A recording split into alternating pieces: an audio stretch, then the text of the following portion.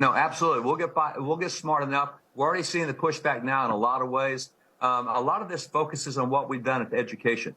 Why didn't we have these fights 30 years ago? And the answer is we knew too much about our own history. I mean, I just pulled some things. Rob, I'm surrounded with 160,000 pieces of original history from Columbus all the way through landing on the moon. And so a lot of that relates to black history that we no longer teach. If you happen to be in Indiana, you're in the Hoosier state. Where'd you get that name? A black evangelist named Harry Hoosier in the Second Great Awakening. His converts went there. How many people who live in Indiana know that they're named after a black evangelist? Probably very few.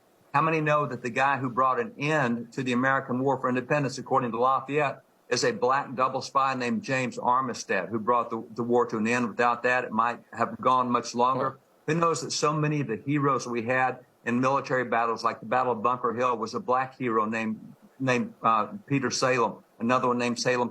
We just don't know that anymore. Amazing. We don't know the first black man to receive a degree of higher education in America, which, by the way, was a soldier under George Washington, was a Minuteman in Massachusetts. There's so many things that go back. That's amazing. Even just one more example. Is amazing. That's a piece of currency from 1880.